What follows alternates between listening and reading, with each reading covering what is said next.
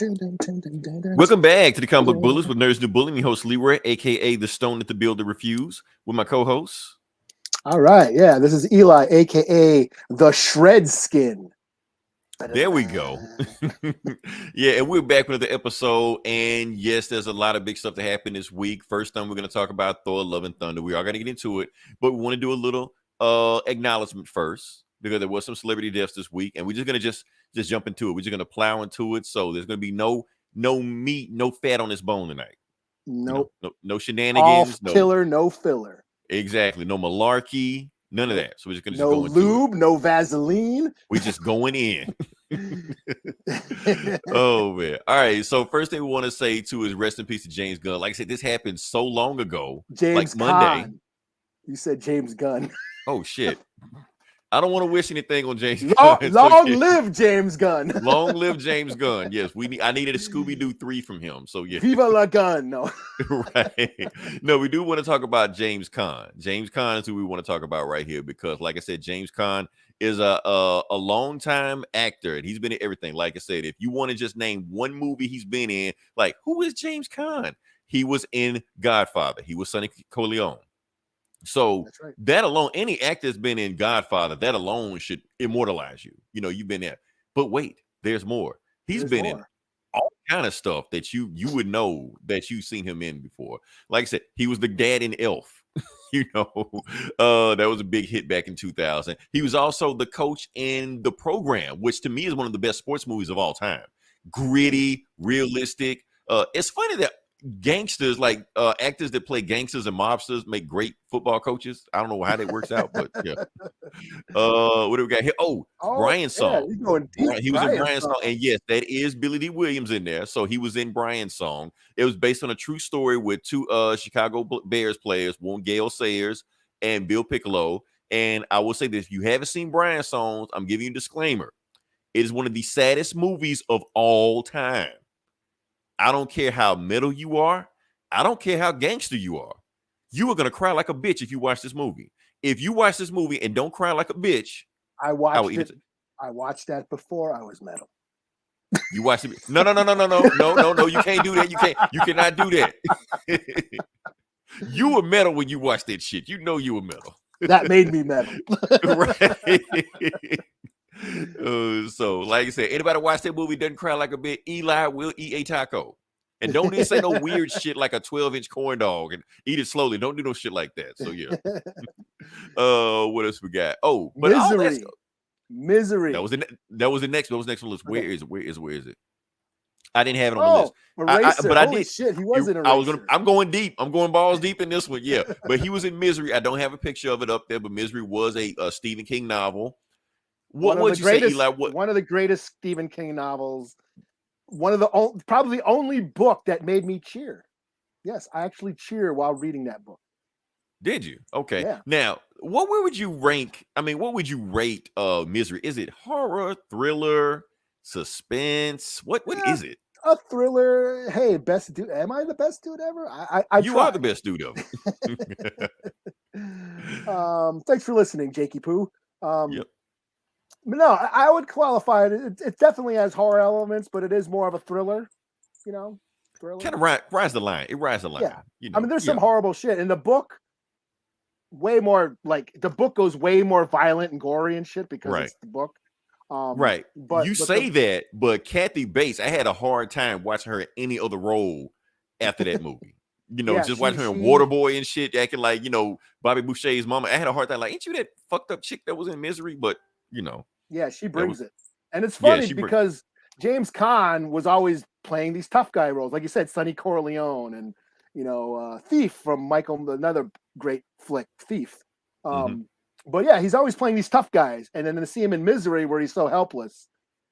He had tied up to the bed and he being helpless and frail and, you know, vulnerable. It was dude had skills. Yep. And like I said, we got to talk about Eraser. He was a bad guy in Eraser. I do not care. When he died, this was the first movie I thought of. I didn't think of Godfather. Didn't think of Misery. I thought of Eraser, the Arnold Schwarzenegger movie. Because the moment he came in and he acted like he was Arnold Schwarzenegger's best friend, but he kept saying, "Look, Johnny, we got to do this. We got to do this, Johnny." I like bad guy. That's the bad guy. You have just been erased. Right. I think he did. I think it was the last line he said to him before he killed him, because he was the main bad guy of the movie. So yeah. And a guilty pleasure, Michael. Like I said, he did all this movie stuff, but he did some TV stuff also. So my guilty pleasure from James Caan was Las Vegas. And yes, I did watch for the plot, but it was my guilty pleasure. I did watch it, like the show. I think the last 5 seasons. I think I dropped off like around season 3 or whatever like that. But pretty fun. So wow, it's around that long, huh?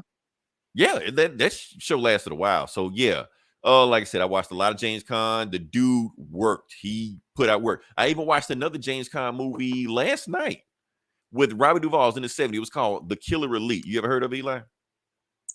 No, I don't think so. Okay, this movie is crazy as hell. It's 3 hours long, but it's a crime drama where he gets shot by his partner Robert Duvall, so he has to learns karate from black dudes. And at the end of the movie, he has to fight ninjas. But he only has like that sounds awesome. I'm watching that. It's 3 hours long, so you just fast forward to the end if you just want to just get to the ninjas. But yeah, he's like fighting ninjas with a cane and shit because he only got like one good leg left. And yeah, they don't wear black pajamas, they wear gray pajamas. So it's like they didn't know what ninjas look like yet. But yeah. Oh, it's one of the dudes. Old. It's like 71, some shit like that. Okay, so it's an old when ninjas, like before the karate craze like really took off, it was there. So he's like doing like fake karate, but it's like, come on, man, you ain't really doing karate. But also, Santa's Sleigh. There's a stupid cheesy Christmas horror flick called Santa's Sleigh, starring Goldberg, the wrestler, as Santa, as a psycho Santa Claus. Yeah, who goes around killing everybody. But the opening scene is fucking hilarious, and James Caan is in that opening scene, and it's fucking great. If not, watch that movie just for the opening scene. But it's great. It's great. They just turned off something else. So yeah. All right. So yeah, we spent too much time, but we had to and we can keep going on James Caan because he just made a shit ton of movies that you like. But like I said, we can't be here all day. We got other stuff to talk about. So rest in peace to James Caan. Yeah. So what do we got here next? Eli, I'm gonna let you take over for this one because I'm not too familiar with his body of work, but yeah, I'm gonna let you go with that one. Well, Tony Sirico, I think that's how you say his name. He passed away this week as well. Another guy famous for playing gangsters. He most famously played Paulie Walnuts on Sopranos. A fan favorite character, hilarious. I remember you saying that the Penguin on the Batman kind of mimicked Pop. Okay. Yeah. He was like such a ball breaker. He was always cracking wisecracks, and him and Christopher, they were kind of always teaming up together. They were like, the Abbott and Costello, if you will. That's probably an old cut for most of you youngins, but I don't give a shit. But anyways, yeah, he was a fan favorite on that show, but he's been in a lot. He was in Goodfellas. He was in a lot of gangster movies and shit. Kind of made a career playing those type of characters. So yeah, rest in peace to Paulie Walnuts, Tony. Cool. All right. So, like I said, now we just jump into it. Like I said, I put a big poster of it with Love and Thunder coming on. People had watched the movie. I don't have all the numbers in front of me right now, but I think it's like the 5th highest opening weekend for an MCU movie. So pretty good. So the theater people are coming back to the theaters. Not everybody's watching Minions. So have you heard that weird shit, Eli, that the theaters are banning people from watching Minions? Because apparently the kids are dressing up in suits to go wear Minions. Yes, like Minion suits, dressing up as Minions? like suits, like you go into a job interview suits. Gru. What's his name? Gru. I guess character. I guess I don't know Minions like that, but these kids dressing up like that. But they're going in there. Basically, they're all dressed up in suits, acting their ass, basically acting like Minions in the theaters. So they're banning anybody that shows up in a group with suits on. Oh no shit. Yeah, okay. So theater because these kids are acting like assholes. So yeah, no, I did not hear that. Well, yeah, I just heard that. I was like, wait, what? Okay, but anyway, yeah, let's talk about Thor: Love and Thunder. Like I said, we saw this movie this weekend. Eli, you said you saw it this morning. I just saw it today. Yeah, you saw it today. Okay, cool. So, like I said, we're just gonna do a deep dive into it. Don't know how long we're gonna go into it. I think I'll just give my initial thoughts of the movie and just go into it. I'm a deep dive after that. So, what do I think about this movie? Okay, so you got Thor Ragnarok, right? This isn't Thor Ragnarok, but it's not Thor the Dark World either. But if you were to take Thor Ragnarok and Thor the Dark World and put them together, I feel like you would get this movie.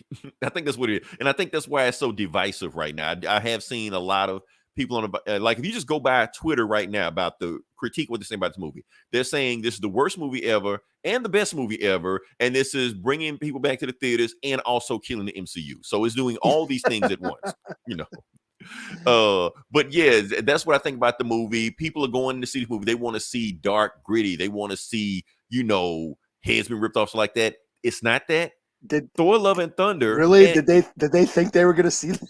Well, keep in mind now that people are still comparing Miss Marvel to the boys. You know, they have the same fan base. I have don't know seen why. that. I've seen that. It's fucking they hilarious. have. Why does Miss Marvel and the boys have the same demographic? I don't get that. But whatever. So that's the world we live in right now. So people are doing the same thing with Love and Thunder. But the thing is that they sold you what the movie is. I don't know why people are getting pissed off. Here's the thing. This movie is the closest thing. Now, it's not even the closest thing. It is a romantic comedy. That's exactly what it is. They sold the movie as a romantic comedy. That's what they gave you as a romantic comedy. Now, the crutch of the movie is based on Thor and Jane's relationship. That's what the movie is about. Everything else is kind of like background noise. Yes, Gore the God Butcher is one of the most vicious villains of the last 10 years in comics. And here, he more or less is just villain of the week. But here's the thing. Even though he's villain of the week, if it was anybody else other than Christian Bale playing this role, you would have forgot about it. But since it's Christian Bale, you remember Christian Bale because he brings in this role. Yeah, he kind of played him as one of them Cockney gangsters from a Guy Ritchie movie, you know what I mean? Like Snatch or Lock, I Stock. can see it. Right. And it fit. Now, sometimes I've heard a lot of people saying that it feels like Christian Bale's in a different movie. So like I said, this is a rom-com. It's a comedy. I know people saying that the jokes are kind of like beat you over the head a couple times like that. And then here comes Christian Bale coming out of nowhere doing his basically serial killer American Psycho thing, you know. And so people saying it's out of context rest of the movie. For some part it is, but at the same time, there are a lot of times when I think Christian Bale does understand the assignment. He does deliver some cheesy lines, you know, I'll get you, my kid. He's got to think about the whole plot of the movie is him kidnapping kids. You know, you don't think about that with the God Butcher, but like I said, it's a Disney movie, so whatever. And that's the thing, people are getting on this movie, but it really is a kid's movie. Like I said, I'm spoiling it for it's very, people don't very light and fluffy. It's light and fluffy. That's how they design the movie. They want you to have a good time. They want it to be a roller coaster. They want it to be a theme park. You know, I know that's, you know, negative. You're not supposed to say that about these movies, but I can tell that's how they made this movie. They wanted the movie to go in like that. They wanted you to have fun. They wanted you to not think too hard about it or feel too bad about it because they're dealing with some serious stuff in this movie. For instance, talk about Jane Foster for a second. Now, like I said, one of the main plots of Jane Foster in this movie is that she has cancer. That is a plot from the comic. They took it right from there. And when she got Mjolnir, the more she uses Mjolnir, the faster the cancer runs through her body. So, you know, I almost give them kudos for that. You know, I almost thought they wouldn't go that far with it, but Taika Waititi did it. Did he make? And I've seen some people knock the movie because they said they didn't take the cancer serious enough in this movie. I think that was part of the plot because they try to make basically Jane was trying to put on a mask in front and fight the cancer, so she didn't want to seem weak in front of anybody. Which a lot of people do that if they're in a terminal situation or a sick situation. They put on a mask to make them seem stronger, but they don't want to seem weak. You know, they don't want help or anything like that. You know, so I like how they did it, and people are knocking. And I'm kind of glad that they didn't go there. That like they could have been like something excruciatingly sorrowful, and you know, like because like Disney tends to do that, especially with parents. You know? Yeah, because I thought they were just going to cut the cancer plot all together. I was like, oh, they actually put it in there. Okay, like Guardians, the first Guardians movie. That beginning like broke me, and then like okay, and then here's the rest of this, you know, fun space romp. You know, right? You know, but it began with just this emotional fucking scene, and I'm glad that Thor didn't go there. You know, because I wasn't in the mood for that. Right. I want to have fun. I'm gonna, But I'm glad you brought up Guardians of the Galaxy versus this movie, because I did feel like Guardians of the Galaxy balanced that tone better. It did balance, comedy versus Will Smith's moment, because at first it was a gut punch when you got there. Where Thor, it feels like they're giving you serious moments, but as soon as they give it to you, they brush it off and get back to the jokes and shit. Yeah, and that's just Taika Waititi's like style. That's what he just does. He if there's a joke, he's gonna go there. He's just constantly cracking, jokes. Right. And some people think the jokes beat you over the head, because in my theater, it was like that. When the movie first came on, everybody was laughing. We had fun. Halfway through the movie, okay. Yeah. Third movie, like, oh, okay. Because that's the reason why comedy specials aren't 2 hours long. Because after an hour, 45 minutes, we're laughed out, Oh, yeah. I'm glad that this was only was it under 2 hours? It was under 2 hours, yeah. If this went on for 3 hours, 3 hours, I would have been And they just waka. Like, okay, man, come on. I couldn't handle this for 3 hours. Right. Like, make it easy breezy, get in, get out. Because now here's the thing, like I said, comedy is subjective. So you got to remember, some of these jokes are gonna get you. You don't both of these jokes or you not. For instance, let's talk about Tooth Gnasher and Tooth Grinder. Now, for people that haven't seen the movie, if this bothers you, you're going to hate this movie, because that's not one joke. That's throughout the entire movie. They do that shit, about 10, 15 times? Yeah. Personally, it got old on the second time. And that's what I'm saying. Comedy is subjective. I was laughing my ass off every time they did it, but I could see how that could get on people's nerves if you do it over and over and over again. And there was a lot of jokes they were repeating in this movie. Like, for instance, the love triangle between Monier and Stormbreaker. That was funny. It was funny, but they went to it a few too many times for my taste. I like, okay, we get it, but you keep going back to it. It was almost like a plot line in the movie where it should have been just a one-off joke. I felt, Yeah. But like I said, comedy subjective. Some people are gonna laugh at that. Some people are not gonna laugh at that. What things we got on here? I'm trying to see what I got here. Thor. Let's talk about Thor. Now, here's the funny thing about it. The people that are bashing this movie are saying, we want serious Thor. They gave you serious Thor. That's what the first two movies were, Dark World and the other one. And you hated those movies. But now you're saying all of a sudden, now you want those movies back. You're the reason they went to this jokey ass, goofy Thor. And they completely ramped him up in it. He is the dumb blonde in this movie.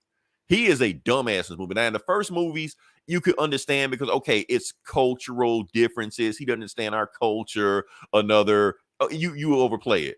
He knows the culture now, and he's still a dumbass. He just wrecks shit, just flies through the world. And that dumb Thor carried over into even Avengers movies. Right, it carried over the Avenger movie. Like, they took the cue from Taika Waititi, but it wasn't like they let up. They doubled down on it, even in this movie. It's one of the reasons why the Guardians basically kicked him out of the Guardians. Because he's basically with them the whole time. Let's see what we got. There's an uncomfortable laugh when the Rocky Lynn said his relationship with a really. Shout out to, what is this? GZ Jizza for life, or was it Jizz for life? Yeah. Jizza Gadar. Thanks for watching. Now, and you know what? I don't think, honestly, I didn't get a long pause in my theater when it happened, but I knew people were gonna go on about that. But remember, now people need to get off that, because he already said there are no women Cronin. So that's just how they reproduce. So yes, Korg is gay. Okay, yeah. And they like fucking lava or whatever. Yeah, honestly, I kind of zoned out when he told that whole story. I was like, okay, yeah, whatever. Yeah. You another dude. So let's talk about Zeus for a second. All right. Now, people want to get on Zeus. Now, I will say this: DC is behind a lot of things on Marvel. They are a lot behind. But one thing we can say they have the up on is Zeus. I think if DC Zeus and Marvel Zeus got into a fight, I'm putting my money on DC. DC Zeus. But there's something that happened with this Zeus that I don't think a lot of people caught. Get out of there. For instance, okay, so first off, Zeus is a dumbass in this movie also, but that's on purpose, because they basically trying to show how useless the gods are, which they want you to kind of root for Gore, basically like Gore is right.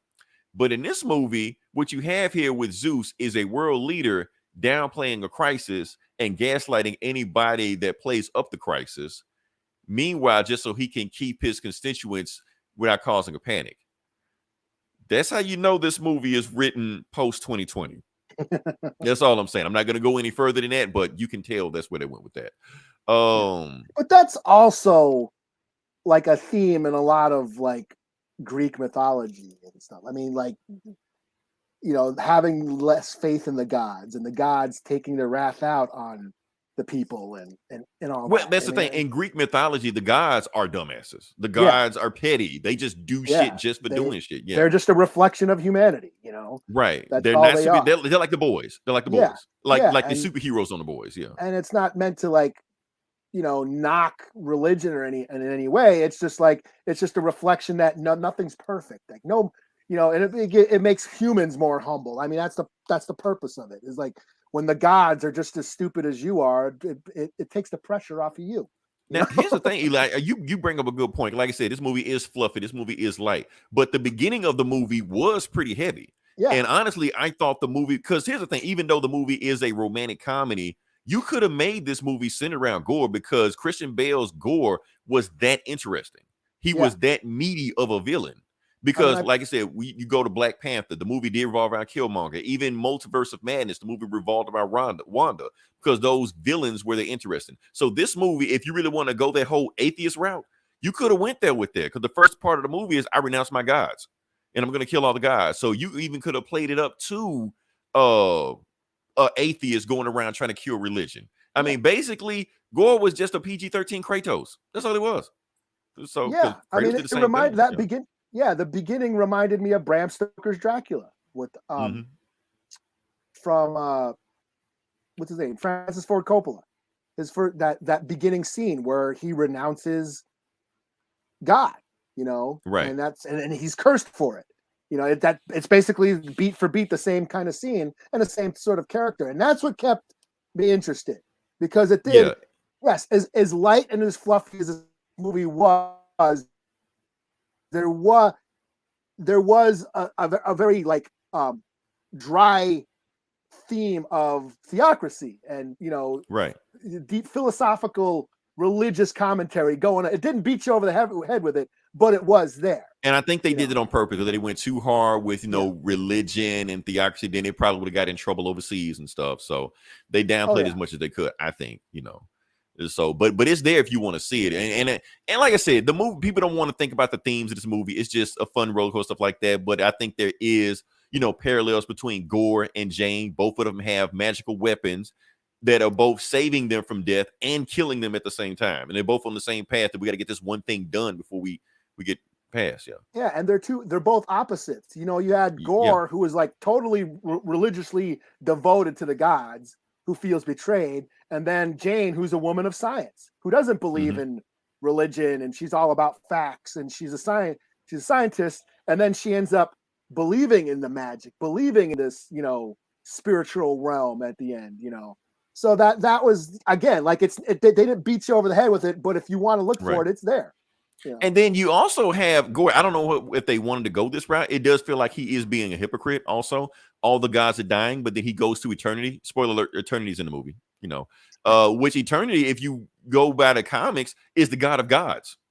Like you got tiers of gods. Okay, you got these petty gods here, but you're gonna pray. You're gonna go to another god to get rid of other gods. You're still going to gods. You're still going to gods to kill the gods. So it is some hypocrisy in there, I think. You know. Yeah. Like I said, if you want to think too hard about the movie,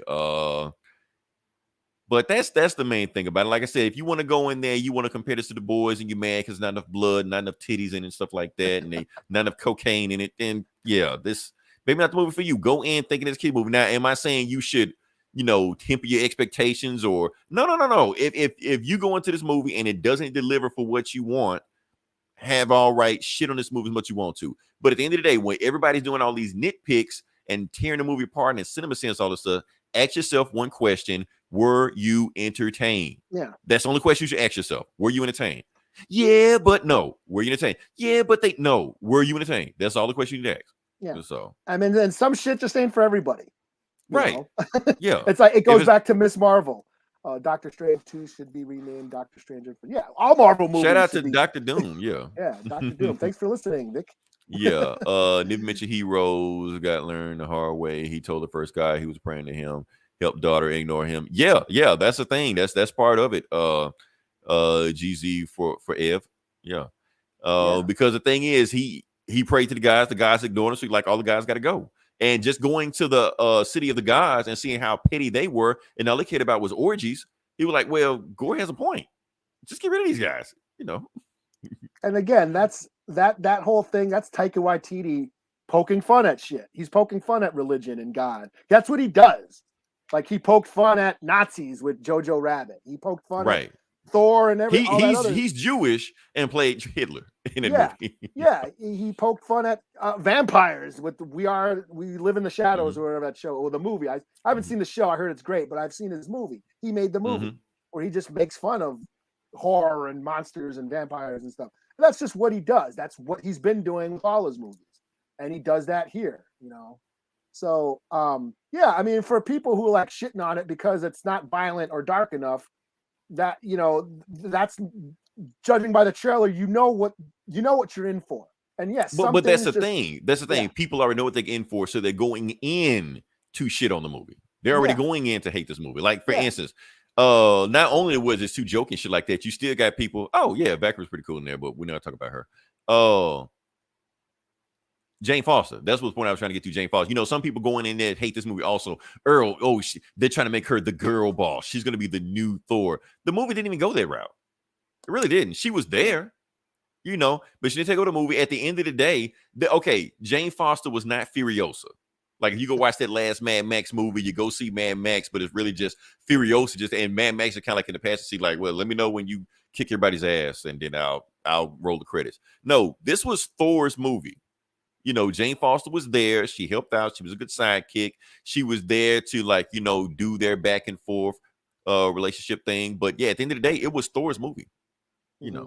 So people want to go in there and shit on a movie like this. Oh, because the MCU is getting woke, go broke. When it ain't even about that. The movie was, and plus, honestly, I like how Jane became Thor in this movie. Now, I always thought it was going to be like some kind of multiverse thing. Doctor Strange broke the multiverse open. That's how this happened. It wasn't that. It was in continuity. When they were in a relationship 8 years ago, when they sat down, Thor was completely in love with Jane. He told Mjolnir, if I'm not around, protect her. Boom. And he did. I can deal with that. Yeah. Yeah. And like you said, back to it goes back to Miss Marvel or Naomi. Some things just ain't for everybody, Right. It's not target. You're not the target audience. Right. But they go out of their way to shit on stuff that's not their target, and they know they're not gonna like anyway. Yeah. So I mean, that if you got the time to do that, well, good for you. Right. You got because I know people that are fans of the. Let's be honest with this whole movie is a condensed version of Jason Aaron's run. You got Gordon Godbush, you got Jane Foster, got all that. It's just like, let's take Jason Aaron's runs, because comic book fans, Marvel fans act like Jason Aaron was the only guy that ever wrote Thor. Like he created Thor. Like he created the religion of Norse mythology. Like the reason Thursday is named after Thor because of Jason Aaron. Like it's other Thor stories to tell, but fuck it. Yeah. This so they condensed all the stuff together. Does it work all in one story? Probably not, because it's two different tones. You could have told the Gore story, killed off Thor, chopped his arm off, whatever like that, then told the Jane Foster story and whatever. But I mean, that's how they want to do with it. Yeah. And if you want to whine about, Taika Waititi making light of Norse mythology, making a parody of Norse mythology. Marvel Comics did that already. Right. The MCU did that already. Yeah. Like the Thor comics were a parody of Norse mythology. Right. I mean, and sometimes they put disclaimers of this is our version of Thor, not the whatever, Viking Jesus is some Jewish guy in Brooklyn turns into the Viking Jesus. Right. That was the original Thor comics. So right. These are based on the Thor comics, which are very bright and wild and goofy and fluffy. Right. And what the first thing Thor did, he fought Saturn men from Saturn, from space shit like that. That's it. And then Jason Aaron was the one who turned Thor into Conan. And that's everybody's favorite run. Right. That's what Thor should be now. So everybody act like Thor didn't exist before Jason Aaron, but that wasn't the case. Thor was a fabulous hippie for fucking 40 years before Jason Aaron got a hold of him. Oh man. So yeah, that's my thing. But That's all. I didn't want to do a deep dive on this. I do want to say one thing. Like I said, people are knocking this movie because I think it's things they didn't understand this movie. There are people, I heard a lot of people asking when Thor at the end of the movie gave all the kids powers, which should tell you this is a kids movie because you're giving the kids powers because it's a kids wish fulfillment, power fantasy. That was my favorite part of the movie. It's a kids movie. Yeah. But here's the thing. People act like that. Well, if he give the kids powers, why did he do that with the Avengers? Why did he do it with the Condens? Why did he get Thanos? First off, if you pay attention to what he was doing, he didn't use his power. He used Zeus' power. He used that lightning bolt he got. That's why all the kids have yellow lightning around them. So the reason he didn't do the Wakandans and the Avengers the same way because he didn't have that power. So instead of going out of your way to shit on a movie, maybe pay attention to the plot line they're explaining to you. That's just me, whatever. Is it me or Thor's armor had a real look like CGI was in your face? Maybe I'm wrong, but James' armor was fine. James' armor was CGI. Her arms were CGI. She didn't work out for this shit. That was my favorite part was the kids getting the powers and just and like the girl with the teddy bear. That was just goofy. That was, like I said, goofy as hell, right?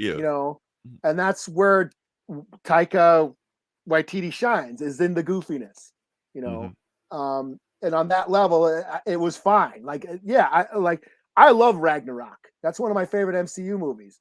And like you said, this isn't as good as Ragnarok, but it had that same sort of tone, which I was expecting. Judging by the trailers, I knew this was going to be warm and fuzzy and sweet. It was totally sweet, maybe a little too sweet at times, and I needed a palate cleanser because it was just so rich. And because it just really just laid it on you. Yeah. So and you could tell like the bright colors all the place. Yeah, it was just so sugary. I just needed, and then you have gore there to the palate cleanser to wash it down a couple times. But some of the jokes, it was constantly bombarded by jokes. Some of them I laughed, some of them I didn't. But for the most part, yes, I was entertained. And again, this is a perfectly fine Marvel movie. It can't be fine, Eli. This has to be the greatest movie of all time, or it sucks. It can't be Marvel does. This is what they've been doing. They cranked another one out on the conveyor belt, and this is what you get. They got a shtick, they got a formula, and they stick to it, and that's what you get. So now, if you want to bash them for sticking too close to the formula, because I do feel like some of their movies they did kind of stray away from the formula, like Eternals, but people didn't respond to it. So just go back to formula. Yeah, Eternals, and wasn't that made by an Oscar-winning director? Right. People like it's too different. Get this shit away from me. Now they're complaining because it's too much to say. Like that ain't happening again. Right, you gonna get this shit right here. So you complain about all you want to. That's why we ain't getting serious Thor anymore. You're gonna get jokey hippie Thor. That's what's going forward. Yeah. So you asked for it. So. It was fine. It was totally like people were going into Thor wanting the Batman. That's what they want. Raining all the time, him narrating to himself, the thunder and the lightning. Back to the whole metal thing. What was I getting a little annoyed with all the Guns N' Roses song? Yeah. Of all the Viking metal and Black Norse. Yeah, that's my thing about the soundtrack. People are praising the soundtrack because in Ragnarok they gave you that metal sound. I'm like, well, damn, that fits Thor. That makes sense to Thor. Now you got these Guns N' Roses love songs in here, and I'm just like, But like I said, for the movie they're making, especially at the end of the movie, because like I said, what was the main song? "Sweet Child of Mine," and he basically gets a daughter at the end of the movie. Yep. So it kind of comes full circle. November Rain, Welcome to the Jungle. Basically, all the Guns N' Roses hits. But I get it. Hey, what's going on? Hey, what's up? Thanks for listening. But I get it. Like again, this is light and fluffy Disney shit. I know that yes, in Norway and Scandinavia and Sweden, death metal and Viking metal and black metal is huge over there. But that ain't gonna fit in no Disney movie. You ain't gonna have Amon Amarth in a Disney movie. That's too damn abrasive. That's just too hard for people. I mean, they could go that route. They just didn't want to, But I was glad when I heard the Dio song, "Rainbow in the Dark," after the second credit sequence. I was like, okay. Did you expect it to come in? Or no? I was like, oh shit, they're playing a metal song and it ain't Guns N' Roses this time. Like a real metal song. Okay. Yeah. And I was like, fuck yeah, that made up for all the Guns N' Roses butt rock that we were because yes, Thor is more of a what was it, the Led Zeppelin, the Immigrant Song, that's what was in the first one. It just fits. It just fit in there, but and that was like a perfect blend. Because I guess Jason Aaron was listening to that song on repeat while he was writing that Thor run, so that's why they threw that in there. So did Jason Aaron say that? Yeah, he did. Wow. Okay. Yeah. What were there any other songs he mentioned? No, not that I know of. But yeah, I mean, I knew they weren't going to go straight up death metal because, like I said, there's so many, like Viking metal is like an actual subgenre of metal. Right. And plus, like I said, for the movie they were making, it wouldn't have fit anyway. Like I said, this is romantic comedy. So you playing death metal in a romantic comedy. Right. Like, what are we watching? Yeah. But I'm saying, but my thing is like Guns N' Roses didn't fit it either. But okay. It fitted better than like hardcore death metal for the movie they're making. That's all I'm saying. You got to read the room. Dio, Rainbow in the Dark made up for it, even though it was at the end in the credits. I did throw up the horns like, yes. Maybe that was my favorite part. What, the credits? The Dio song at the credits. Oh, okay. I thought you were saying the credits were my favorite part of this movie. I got a chance to go home. Oh man. So okay, let's slap a rating on this bad boy. I'm gonna go first. I'm gonna give it 3.5 out of 5. It was good. Like I said, it wasn't it wasn't top tier Marvel, but it wasn't Dark World either. It's there, but what'd you give it? I'll give it a 3 out of 5. Would you say 3.5 out of 5? 3.5 out of 5, yeah. Yeah, I'll go 3. I won't ride your dick that much, but I'll give it a 3. Gotta have some difference on it. Okay, yeah. Yeah. All right. Like I said, it's fine. It's another Marvel movie. It's fine. Yeah, and maybe we'll do a deep dive on it. One thing about it, like these Marvel movies, they all feel like one shots. This Thor movie does feel like a one shot. Like it feels like he kind of where he was at the beginning. Now, I won't say that he did have some growth because he had to find love in the base of the movie. In the movie, he learned to let love. I guess that's the whole theme of the movie. People are gonna break this movie down after they stop shitting on it, but yeah, we'll get there. What was Gord playing with the kids? What was going? No, he wasn't gonna kill him. Okay, so what he was doing with the kids, he was just trying to get Thor and Valkyrie to come to his planet because when he came to New Asgard, he had Thor, Mighty Thor with Jane Foster, and Valkyrie standing in front of him. On their planet in New Asgard, he couldn't fight him. If I fight him, I'm gonna lose. But if he go to the Shadow Realm, he can kick their ass. So basically, it was just bait to get them to chase him. That's all. Plus, he was baiting them because he needed Stormbreaker to open the key to the nowhere or not nowhere. Right, because if he would have fought them right in New Asgard, he would have kicked their ass. But if he takes the kids, they're gonna come after him and chase him. So that's why he was never planning to kill the kids. So I don't think the type of character that he was once we know him, I don't think it was even in him to kill kids. Like guys, they got it. He just needed a Stormbreaker. Yeah, he just needed a Stormbreaker. Yeah. Because that was his whole plan to get to eternity. So yeah, that's it. Like I said, we're done talking about Thor: The Dark World. We're not dark. What is this movie? Love and Thunder. Love and Thunder. That movie. You know what, Eli? The best part about that is that people are no longer shitting on the Dark World. You see, now the people are coming out the closet, saying, you know what? I kind of like that movie. Just to shit on this movie, Well, but you know what? Yeah. I think when people think of Thor, like comic book fans, we know what Thor is. Mm-hmm. But non-comic book fans, they want Lord of the Rings. They want Game of Thrones. Which is kind of what he is. Yeah, that's sometimes, when you go there. They kind of want, but comic book Marvel Thor isn't that. And I think especially Dark World, I think they tried to bring back in the original movie. I think the director of Dark World was a guy that did a couple Game of Thrones episodes. Yeah, but I think they were trying to bring that sort of Norse mythology, the gritty, the dark elves, and that, try to bring that imagery into the lore, all the stuff in the Marvel, the space cosmic Marvel lore, and it just didn't gel.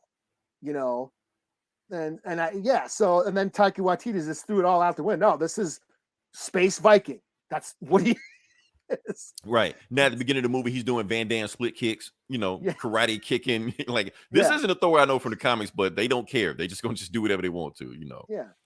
So, I think the original and I don't know why people are still complaining about, oh, they changed up these characters. The MCU at this point doing whatever the hell they want to do. Yeah. Like this, they haven't stopped now. So I don't know why you choose cherry picking what you're upset about, what you're not upset about, So yeah, because the original Thor movie, they were just they didn't have it. It was more cosmic space opera than straight up fantasy Dungeons and Dragons. You had Kenneth Branagh do the directing of that movie, and he did Shakespeare and shit. Yeah, like that's the direction. That movie it's a Shakespeare tragedy. It's a Shakespeare tragedy. That's what he was making. Yeah, Loki, the tale of Loki. I mean, that scene is one of my favorite MCU scenes where he confronts Odin about his lineage. Right. But it's still it's less Dungeons and Dragons and more space opera. That first movie, because it is fitting into the tone of the Marvel comics, right? Which is it's cosmic Marvel.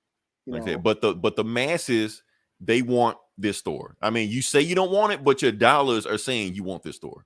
Mm-hmm. Yeah. So that's my thing. All right, we can move on past that. Yeah. All right, now to the video game section. We were going to talk about some fun shit in the video game section, but I had to cut that because I want to talk about this. So this is some weird shit that happened. Okay, Eli, we talked about 2 celebrity deaths. Yeah. But actually a bunch happened, and we're going to talk about the 3rd celebrity death also. This I had to look into because I did hear about this, but then when you showed me this, I'm like, what the fuck? Right. This is like weird. This is like a movie. This is like a movie, video game. We're going to talk about it for a second. Okay, so for people that don't know what happened, so the 3rd celebrity death we're going to talk about today is the former Prime Minister of Japan, Shinzo Abe. I think that's what his name is. Yeah, if I'm screwing it up, I'm screwing it up. Okay, so he got assassinated this week. He was shot in public. Secret Service didn't do anything, and Japan's will have like some of the best gun control in the world. Yeah, but this guy, Prime Minister guy, just somebody was walked up and just shot him. So this French alt-right politician put a picture up of the assassin, and the picture he posted on Twitter was this guy. For those who don't know who this guy is, he put a picture of him. This is Hideo Kojima. Hideo Kojima is the creator of the Metal Gear Solid video game franchise. So he's not an assassin. He's a video game guy. That's his thing. But the thing is, when this French alt-right politician when he tweeted that picture of Hideo Kojima, it caught on. It went viral. So actually, like the actual official news reports, TV news reports of France, Greece, and Russia all ran his picture. Now, he didn't say Hideo Kojima's name, but when they ran the picture, they ran Hideo Kojima's name. They straight up said, like Greece straight up said, Hideo Kojima just assassinated the former prime minister of Japan. And it just took off like wildfire. Of course, he didn't do it because the same day when it happened, Hideo Kojima was tweeting about Minions.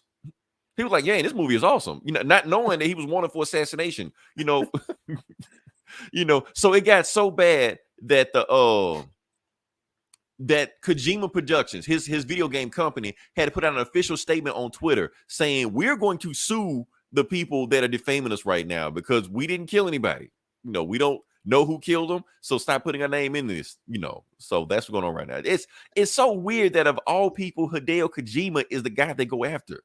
Yeah, because what was this guy trying to was he trying to make a joke about Snake was the assassinator? No. First off, that French politician was a racist. That's why he did this shit. What he did, he just posted the first Japanese guy he Googled, and that's the picture he caught him. Mainly, he did it because if you look at the pictures he used, he's got a Che Guevara. I think he's wearing like a red hat, but so he's wearing like communist, gear. That's why he just took the picture and did it. But yeah. But the funny thing is, the reason why it's so weird that he did Hideo Kojima, he did it because Hideo Kojima predicted this shit over 20 years ago in his video games. This is the plot of Metal Gear Solid 2.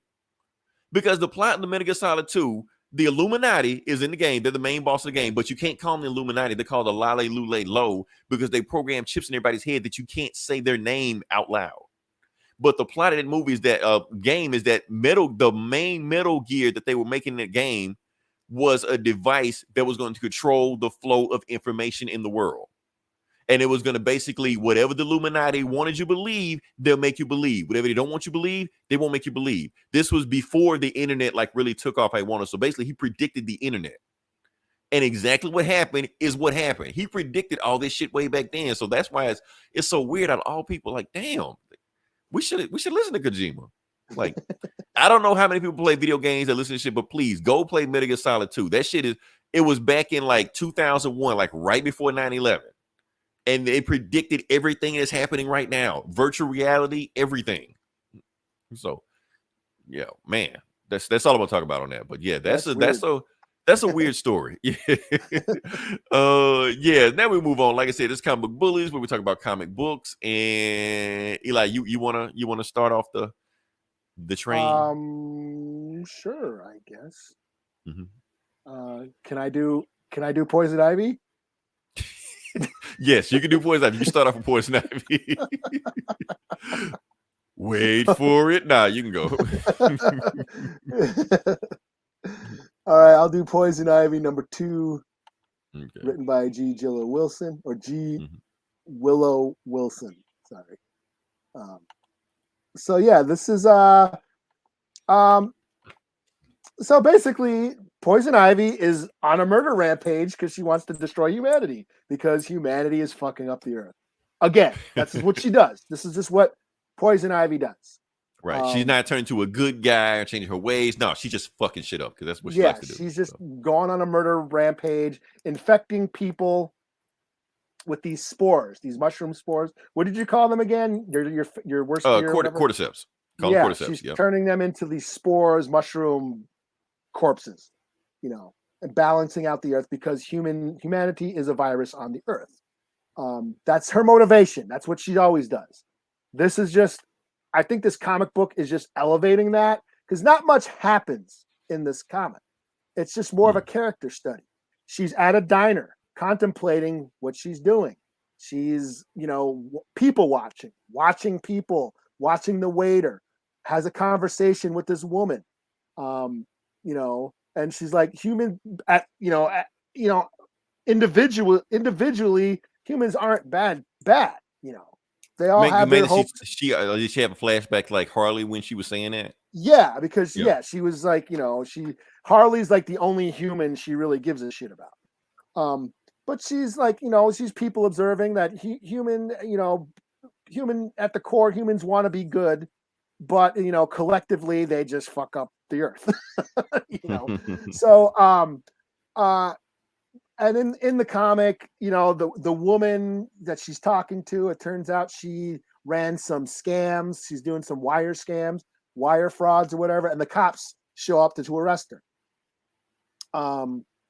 And because Poison Ivy's talking to her, she's guilty by association. So they try to arrest her too, but she ends up infecting these cops, and they plant zombie out and they escape. So that's essentially all that happens in this book. But it's like I said, it's more of a character study of her, why she's doing things, more getting in depth of her motivations, and just sort of finding just a deeper look into her psyche, which I don't mind. I like the part where she's talking about that one vegan syrup or whatever. Right. Like people always ask her, is she a vegan? Yeah, it's like no, like people think that and that is a thing. Like vegans try to say that it is environmentally friendly, and it is when you compare it to the meat industry, but it's certainly not.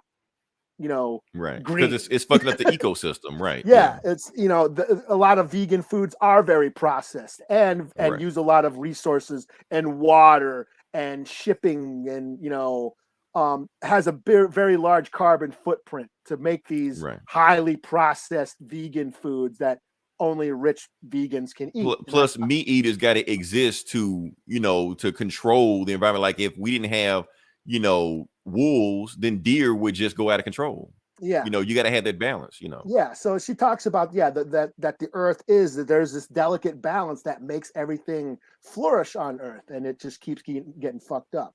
So I enjoy the social environmental commentary that's going on. And it's just sort of a looking into the mind of a killer, so to speak, because she is a straight up villain in this, but we're just seeing her why, and we're understanding who she is. And I almost feel like G. Willow Wilson is having fun, writing a villain. Yeah, as a villain. Because she's straight up evil. She's straight up killing people and murdering people indiscriminately. She knows, like, oh yeah, that family that was just at the booth, they're gonna go home, they're gonna die, they're gonna be dead tomorrow. They're gonna infect all their friends and family. Like she knows she's like murdering people, and she doesn't care because she believes that it's better for the earth. So can't say I agree, but I'm digging. Right, because they would include us reading too. So yeah, like just because and that's the thing, internet. Just because I like a character who's an asshole doesn't mean I want to aspire to be like them. Right, or agree with them, or yes, I just hashtag Poison Ivy was right. No, yeah, it's an interesting story, and she's compelling to read. And that's right, like we can have fun watching Jason and Freddy Krueger kill people. Yeah. That don't mean we agree with them. We just I can see them just chop people up. Yeah, everybody's shitting on the Quentin Tarantino movie because of whatever, but y'all watch Game of Thrones, full of funeral rape and some of the incest and some of those fucked up atrocities, but somehow understood that was just art and entertainment. Right. So yeah, this is I'm digging this book. This is a 4 out of 5. Cool. Okay. For me. All right. Next book I got. First book I got. Book I'm going to do is, let's do Dark Crisis number 2. Eli, did you read this? No, that's on you, man.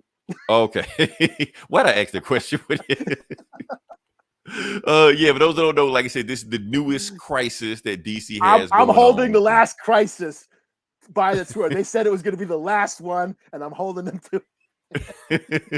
Well, the last one after the last one, So yeah, this is the newest crisis going on. We still don't know how this is a crisis. We just know it is a crisis.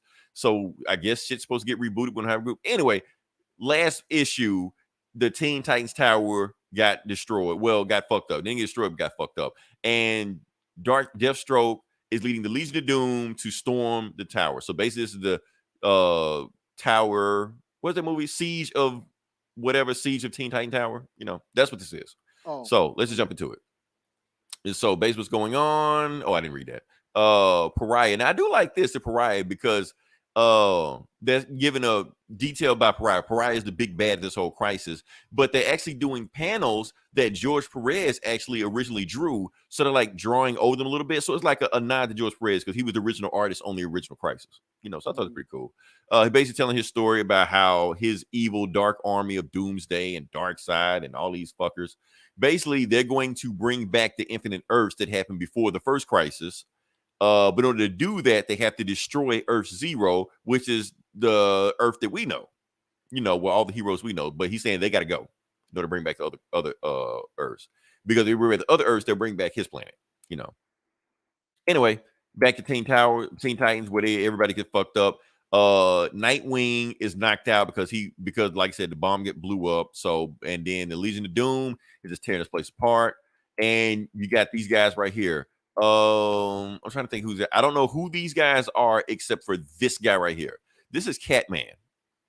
Yes, Catman was a big deal in the 2000s, and then DC just kind of forgot about him. But he's here now. So anyway, Catman is like, I'm gonna take out Dick Grayson first.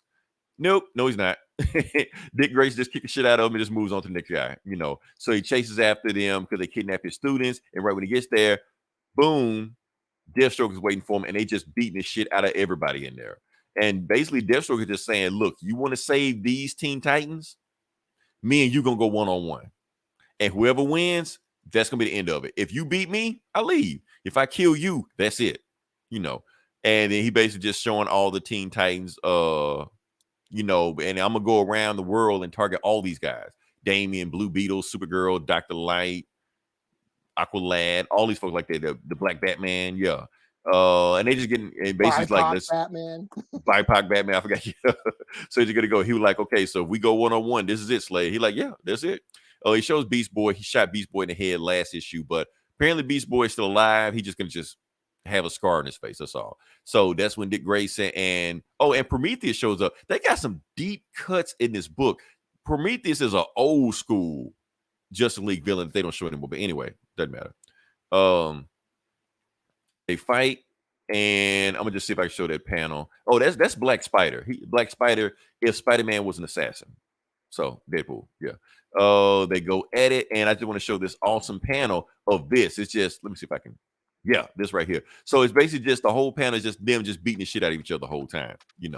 Last panel right here, Dick kicks him in the face, and boom, lands the last haymaker on him, and he takes Deathstroke down. Yeah, they have really jobbed Deathstroke in these last couple years because he used to be able to take the Teen Titans out by himself, but he's like, no, we gonna do this. He was like, Dick Grayson, look, if I kill you, I'll let everybody else go right now. That's the rule. He like, you sure? He like, yeah. So just stand there and let me just shoot the shit at you. And Deathstroke puts a gun to his face, and he's like, so this is why you my favorite Robin. Shoots, and boom, that's when John Kent shows up out of nowhere and just blocks all the bullets. He was like, well, by the time you showed up, you're like, my fault. I was late. I was handling shit. He was like, okay, look, let's do this. This is like a job for a Superman. He likes my line anyway, like that. And that's when Deathstroke goes, oh, so Superman's here. Okay. And that's when Nightwing's like, okay, Superman's here, Slade. This shit is over with. You think I wasn't ready for Super Brett? No. We about to start round 2. And that's when, boom, somebody smashes right through Teen Titans' door, and it is Cyborg Superman. He like, you think I wasn't ready for Superboy? Yeah, I got something for him. He like, go get him. And that's when, so this is old classic 90s Hank Henshaw, and then he choked the shit out of him and take him outside, and then they start fighting and shit like that. And that's when John falls off, you're not my father. And Cyborg Superman says to him, well, neither are you, but don't worry, I try to be Superman myself also, so I know how you feel, he was like, no, I am Superman. They fight each other, shit like that. So all the Teen Titans go running out of there. Let's get past this. Deathstroke basically, because Pariah says, you got to leave. They fight some more. They smash through the Teen Titans building.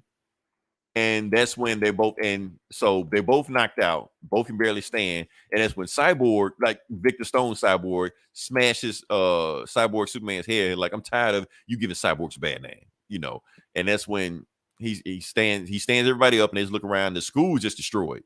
Teen Titan is just destroyed. And that's when they hear a voice and be like, I was wrong about you, Superboy, and it's Black Adam. So Black Adam was watching this shit the whole time and did nothing. He just sat back, just chilling. He like, I was wrong about you, Superman, son of Kal-El, but you, Dick Grayson, I was wrong about you also. I thought you could lead the Justice League, but the way you handle this shit, neither one of you can lead the Justice League. And Superman, John Kent is like, well, if you so big and bad, why don't you lead the Justice League then? You're like, I'm about to. The only reason I wasn't here is because those crazy ass Legion of Doom tore up Conduct. So I had to handle them first, and now I'm here. But first, I got to get you guys in the fighting game shape of how I'm gonna run the Justice League, not the way you do this bullshit. And then we cut to Kyle Rayner, and they recruit him, and he recruits the Green Lantern Corps, and yeah, that's it. So that's what the Green Lantern Corps is. Oh, and they say the reason you don't see any Flashes because the Flashes running all over the multiverse trying to find Barry Allen. So yeah, that's it. So more Crisis. I still don't know why it's a crisis. It's just shit happening, but whatever. So yeah, shit happened. All right. So yeah, what you got next? I will do Batman number 125. I read this, but I'll let you do it. I did. Yeah, it's just Zdarsky. I had to see what's going on. Yeah. Yes, fresh off his Daredevil run. For those who don't keep it with, don't know who Chip Zdarsky is, all you gotta know is that he's the man. So, yeah.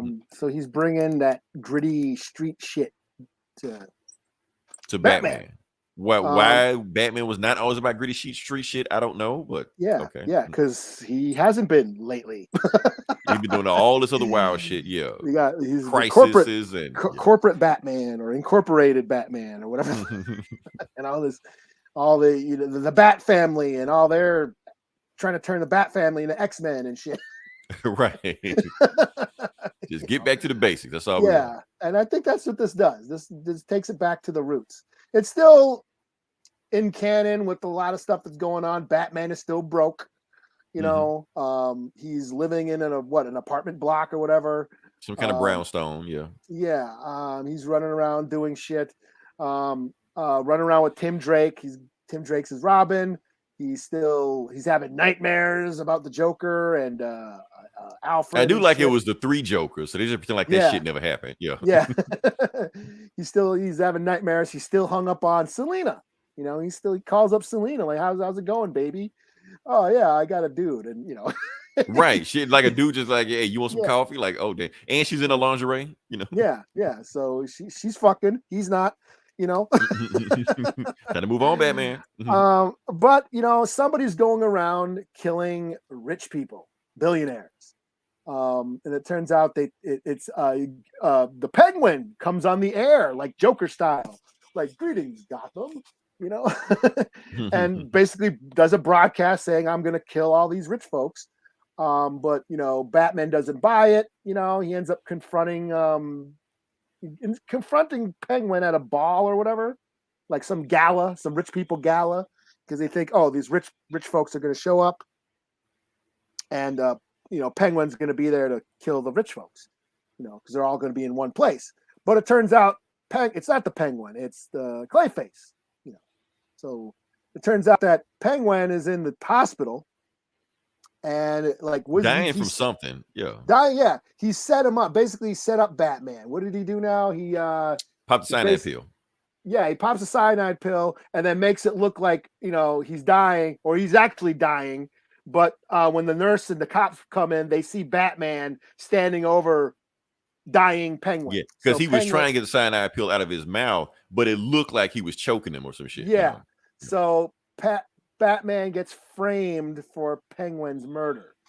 So now, you know, it basically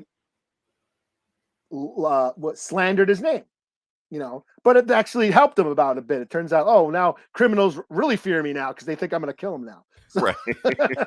That works in his favor. Yeah. So, then back at the Batcave, you know, Batman doesn't live in Wayne Manor anymore. He's, you know, because he's broke. But the Batcave, some sort of like failsafe goes off and some robot pops out. Not sure what that is. Like or what that's nothing about. to do with the story. It just happened. It's like I don't know if it was some future state shit with the, you know, with the robot number 1 or whatever. But some robot pops out of the Batcave.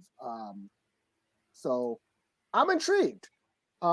I actually quite enjoyed this. I like the dark, gritty feel, especially at the beginning. He's using the shadows, and you know, using the fear element. Oh, that phrase he gives, like, "Oh God," like not God, not even a little bit. Whatever he said. It made me like basically after I watched this, I went and watched the new Batman movie. Or after I read this, it gave you that feel like you could play that soundtrack with that beginning of it. It just fits. Dun, dun, dun, dun, dun, dun, dun. Yeah. I was into it. I liked the art was dope. I like that it's bringing Batman back to the Dark Knight shit, you know. So I enjoyed it. I'll give it a 4 out of 5. It was just a good story. Yeah. You know, fuck all the excess, you know, like again, all killer, no filler. You know, right. So, and plus there was a backup story that Chips and Dark wrote with Catwoman. Oh, with Catwoman. Where she's on a quest to find Penguin's kids. Yeah. You know. Yeah. So that's the thing. So all right. Pretty cool. Yeah. So if you haven't been reading Batman, got those like 15 Batman books out a month. Try this one. We recommend it. Yeah, because I haven't been reading Batman for a while. I haven't read Batman. There are still so many Batman books out right now. What was I reading? I was reading, Batman 66, which finally ended, which was There's like one where he's fighting like an alien invasion or some shit. I don't know why. Yeah. It's like, But I haven't been on like the main Batman book for like 6 months or something. It's been a while. Like I skipped all that, the Williamson stuff. I wasn't into the incorporated stuff. I don't even think Williamson cared anymore. I think he was just let me just crank out Tastemaker and whoever the fuck other character. And then I haven't read Detective in a while either. They're still on the Fear State shit. Really? That shit stopped a while ago. So I haven't been kind of like, I gave Batman a break from the comics anyway. So, but this was cool. I dug this. Cool. All right. So actually, this last book I got because you took the other book I had. All right. So we're gonna do Black Panther #7. We're gonna do that. I read came this. out this. Yeah, we read this one. Like I said, this just John really just chugging along. Let's see. Where we left off last time with this book is that the Dora Milaje showed up. Now, if you haven't keeping up with the Black Panther comics, the Dora Milaje no longer work for Black Panther. They actually have their own nation, and they just do that. They only show up here because Storm called them or Shuri called them. Somebody called them, but T'Challa personally, they don't give a shit about T'Challa, So let's cut to it. We got here. So we got Achille, who is the head of the War Dogs, the Hatu Zarate. So the War Dog, and basically they finds out that he's pretty much the bad guy of this whole storyline. He's the one sending his War Dogs to go after T'Challa, and basically saying he's telling the War Dogs shoot to kill. Like, don't bring him in alive, shoot to kill, because technically, if he's doing treason in Wakanda means death. So, and I don't care if he's T'Challa, he dies. So if they catch him, and she's just like, I can't do this. So she tries to look, you guys out of control, and she's the prime minister. She's like, I'm taking my power back, and he's basically like, no, the fuck you not. I run to Wakanda now. I don't care what you say. And and like her sidekick or her assistant basically said, you're gonna give the prime minister her power back now. You're like, oh, so what you gonna do? And they just like, yeah, let's leave. So he controls the War Dogs 9. So basically it's just like, okay, so what do we do? How do we get the power back? Like, we only got one move we can do. Even though it might get us killed, let's do it anyway. Yeah, we can't go to T'Challa because T'Challa got us in this mess to begin with. So he's just as bad as Achille right now, So we cut to T'Challa, and he talked to the Dora Milaje, and the Dora Milaje is like, look, you got 5 seconds to tell us why we shouldn't leave right now. And he's like, because I'm your king. And like, wrong answer. So they're just trying to. So T'Challa just basically breaks down. I'm gonna just fast for the end. He basically breaks down and apologizes to him. Like, I'm sorry for all the shit I did. I'm sorry for all the manipulation I did to everybody around here. I'm sorry I ran you guys off because you didn't trust me anymore. And so do you forgive me? So he basically apologized, something he's never, ever done before to anybody.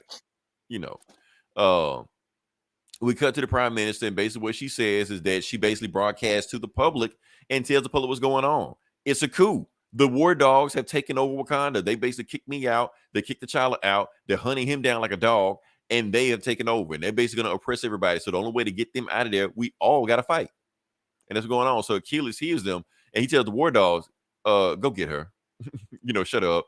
So they cut to, I'm going to cut to that, cut to the prime minister, and basically the War Dogs just like open up the door. They're in the parliament room. They're like, open up the door right now. And they're like, because we got guns, open the door. She's like, hell no, I'm not opening the door because you got guns, And she was like, if you want to take me, you're going to have to bust in here and kill me. So they run in there with guns and shit like that. They're like, come with us.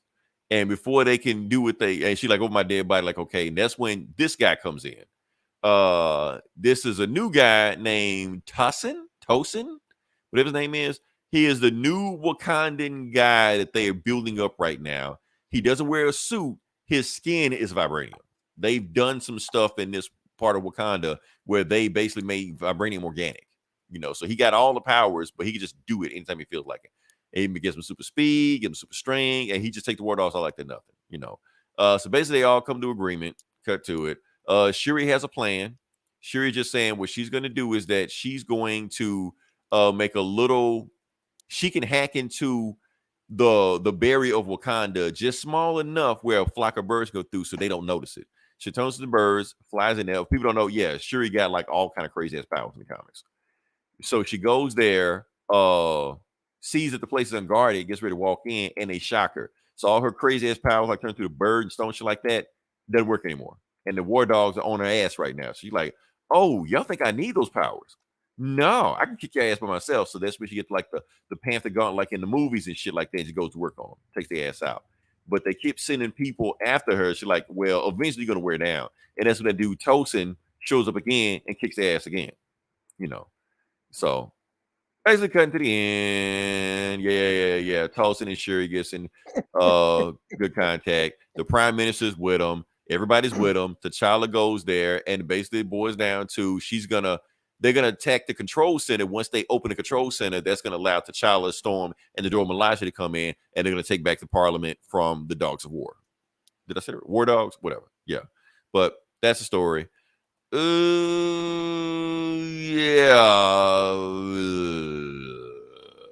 I'm about to say something real controversial. Yeah. I'm about to say something real controversial. Yeah. I miss Coates. I miss Tennessee Coates.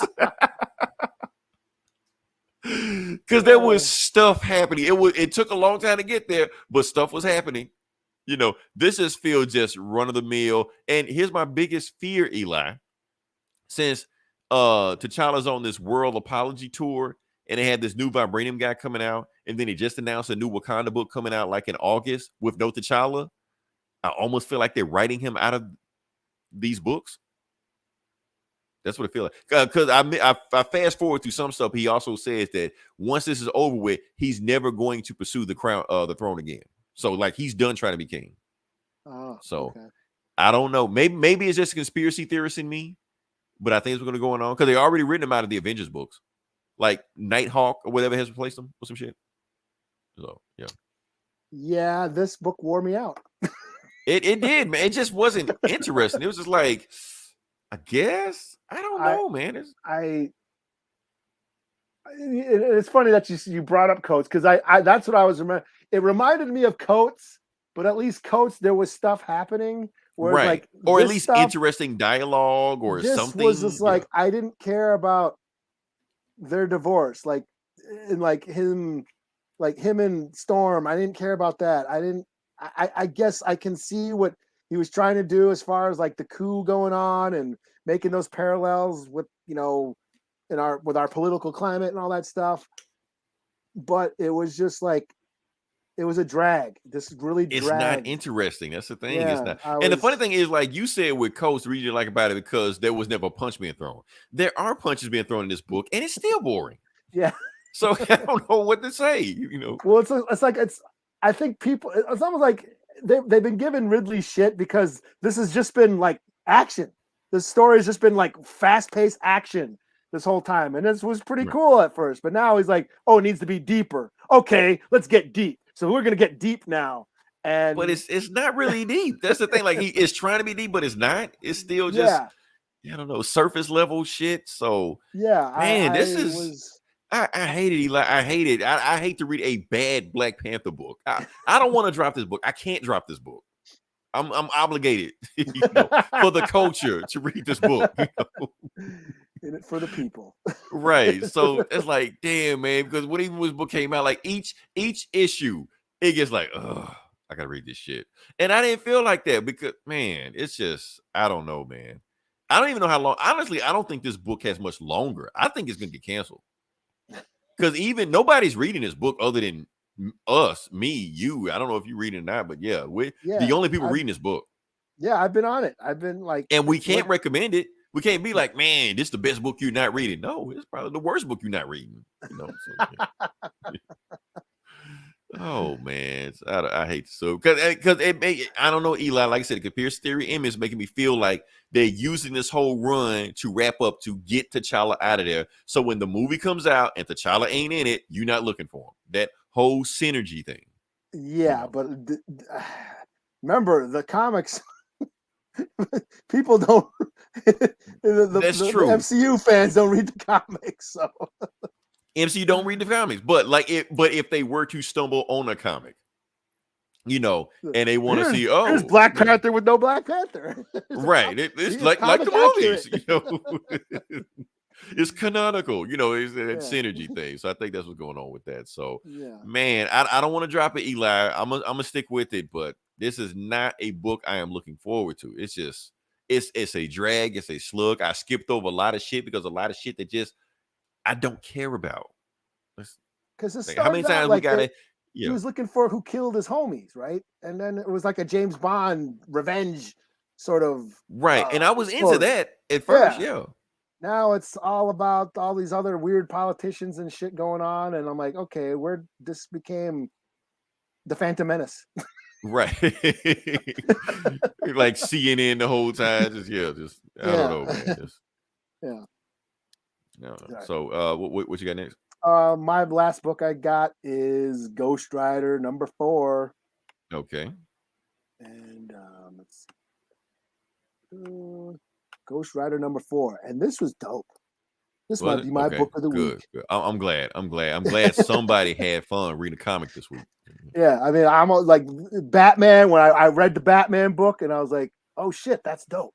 That's pretty dope. That might be my book of the week." But then I read this. I was like, "Whoa, this is dope." So this is straight up horror, man. This is like Ghost Rider going around, driving around the country, fighting demons and shit. This has basically become like a monster of the week. Like an X-Files or whatever. You know what I mean? It's a monster of the week. He fights a different monster every issue. And this book, he's after like an evil circus, that pops up in these small towns in America, all over America. And there's like horror circus where they just kill everybody. It's fucking, it's pretty metal. This goes pretty hard, I gotta say. And at the end, like he fights all the victims sort of merged, all the dead bodies, and just merge into this big giant blob corpse monster, and he fights it and shit. And I was like, holy shit, this is dope. This is pretty cool. This is like some John Carpenter The Thing body horror shit, And of course there's like a side plot where the FBI, there's like this paranormal like worker, like the X-Files, like they're like this division of the FBI that investigates paranormal activity and shit, and they're on Ghost Rider's trail. And this chick, Talia Warpath or whatever her name is, she's like a goth witch chick who does magic and stuff. She does this ritual, finds one of the bodies and does the ritual. She pulls like feathers from a crow and does like some weird ritual thing and finds out shit. This is a magic shit, some more dark voodoo magic, weird, Constantine type of shit. Okay. But it's just cool. It's just a lot of fun, and I had a lot of fun reading this. And it's just, yeah. And then there's and it doesn't beat you over the head with the social commentary, but it's there if you want to look for it. The whole theme of small town America, the underbelly of America, things that like horror movies like Texas Chainsaw and Scream and Halloween, the picturesque Norman Rockwell, image of America, how it's all nice and pristine and and welcoming, but actually underneath there's all this fucked up, corrupt, fucking evil shit going on underneath. That's what I'd really dug about it too. Because there's this circus that's going around all these small towns, just murking people. So I dug. I'll give it a 5 out of 5. Fuck it. Who's the writer of this? Benjamin Percy. Okay, yeah, yep. He's good. I think he's on X-Men and Wolverine. I mean X-Force and Wolverine right now. So yeah. No, he didn't create him. That was Snyder. But the Joker who laughed. No, the Batman who laughed. His first appearance was in a Teen Titan book that he wrote, I believe. Really? Yeah. Okay. Because I have it. Did not know that. I thought the first time he was in that weird metal. No, his first appearance was in a Teen Titan, but yeah, he became the metal in the metal, the Batman metal, Dark Knight metal, or whatever the fuck. Yeah. So, cool. But yeah, this was a lot of fun. This was really cool. I enjoyed it. All right, cool. Yeah. Like I said, if you listen this long, definitely like, share, subscribe, pass this out, let people know what you think about it. If you liked or disliked Thor, leave a comment. Let us know what you think about it. Hate it, love it, we don't care. Just post it. We'll see what you think about it. Next week, we're just gonna keep this ball rolling. We go. Eli, I have a prediction. I think in the next 2 weeks, tops, we're gonna get a Black Panther 2 trailer. Oh, okay. And I'll have another prediction. When that trailer drops, the internet is going to lose its shit. One way or another. The internet will burn to the ground. One way or another. We'll see how it happens. Because I have prediction how I think this movie is going to go. And I want to, but I'm not gonna say it just yet. I might say it next week. if nothing happens. You don't want to eat a burger just yet? Not a burger, because I made some bold predictions that almost got me kicked out of a Facebook group. They're like, shut the fuck up. You know what the hell you talking about? Like, okay, I'll keep it myself. Ain't you the guy that wants to have a white Black Panther? I will never live that down. I see that. Yeah. So until then, this is Leroy. This is Eli. We'll talk to you guys next week. Same bully time, same bully channel. Okay, cool.